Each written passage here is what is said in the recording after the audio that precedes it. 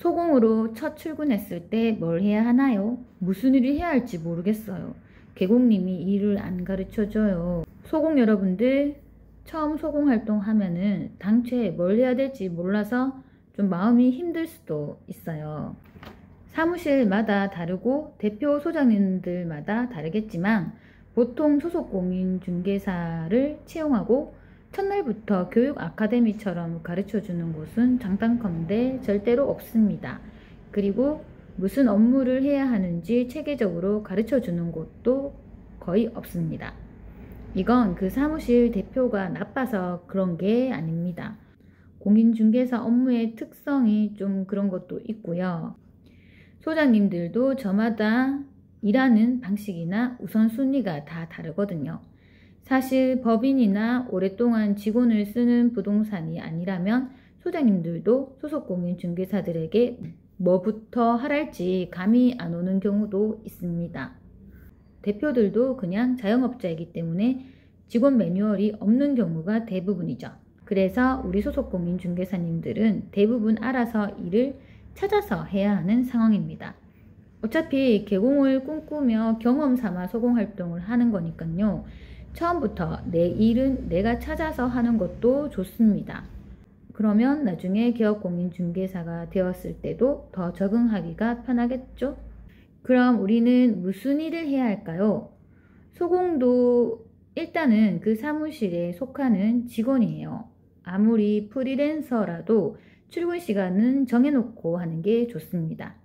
프리랜서라는 게 프리해서 좋기는 한데 점점 자신을 컨트롤하기 힘들 만큼 프리해져 버리면 돈도 못 벌고 버릇만 나빠져요.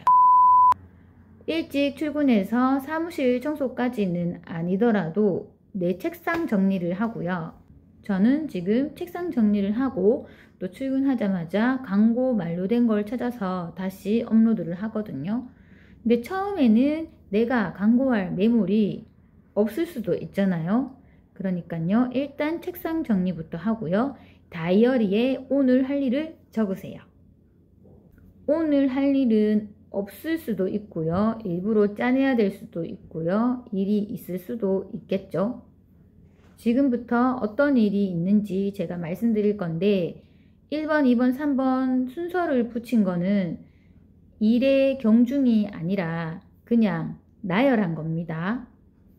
1번 블로그 올리기, 2번 동네에 어떤 아파트가 있는지 확인하기, 3번 아파트 시세 파악하기, 4번 아파트 실거래가 확인해보기, 5번 동네 상가 돌아보기, 6번 동네 상가에 명함 돌리기 등의 영업활동하기, 7번 우리 사무실에서 가지고 있는 원투룸 사진 촬영하기, 8번 우리 사무실 매물 확인하기, 9번 우리 사무실 매물 중에 A급 매물을 파악해서 스펙 파악하기, 10번 대표 소장님이 가지고 있는 명단으로 TM하기, 11번 대표 소장님에게 특별히 해야 되는 일이 있는지 물어보기, 12번 사무실 물건을 공개하지 않는 사무실이라면 매물 무조건 구하러 나가기, 12번 매물을 접수받았다면 매물 광고 올리기. 이것 말고도 할 일이 있는데요. 그것들은 하다 보면 파악하게 됩니다. 그리고 간간히 중개 프로세스에 대한 책도 읽고요. 상가중개에 대한 책도 읽으세요. 참고로 크몽에 생초보도 따라하면 되는 상가임대차 중개라는 책 보면 좋습니다. 1번 블로그 올리기 같은 경우에는 매물을 올릴 수도 있고요. 특별히 광고할 매물이 아직 없다면 그냥 맛집 포스팅이나 상품 리뷰 같은 걸 써도 돼요. 블로그를 일단 최적화하려면 하루 양질의 포스팅을 하나 정도는 발행을 해야 되니까요. 이게 하루아침에 되는 게 아니라 꾸준히 매일 올려야 최적화가 돼요. 그리고 난 뒤에 나중에 매물 포스팅을 올리면 매물도 상단에 노출될 수 있습니다. 블로그는 지겹지만 꾸준히 해야 돼요. 아침 일찍이나 저녁 퇴근 전이나 시간을 정해서 블로그 쓰는 시간으로 정해두는 것도 좋습니다. 사무실마다 다른데요. 매물을 공유하는 사무실이 있고요. 공유를 안 하는 사무실이 있어요. 공유하는 사무실이라면 우리 사무실에 있는 매물을 파악하고요. 적어도 우리 사무실 매물을 누가 문의했다면 술술 얘기는 못해도 기본적인 정보는 얘기할 수 있도록 파악해두면 좋습니다.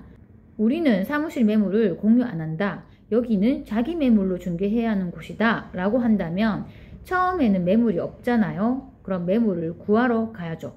매물을 구하기 위해 TM을 하던지 구하러 직접 발로 뛰고 나가던지 해야 되겠죠. 그런데 TM도 할 형편이 아니고 매물을 구하러 가는 것도 도저히 처음부터 못하겠다 하면 뭘 해야 될까요? 네, 바른부동산입니다. 네네. 네네, 소장님 안녕하세요. 어디까지 말해둬라. 매물 구하러 도저히 처음부터 못 가겠다 하면 다른 걸 해야 되겠죠? 사무실 근처의 동네 물건을 파악합니다. 아파트 이름 보고 세대수 평수도 확인하고 시세와 실거래가 전월세 금액도 파악하고요. 상가 같은 경우에는요.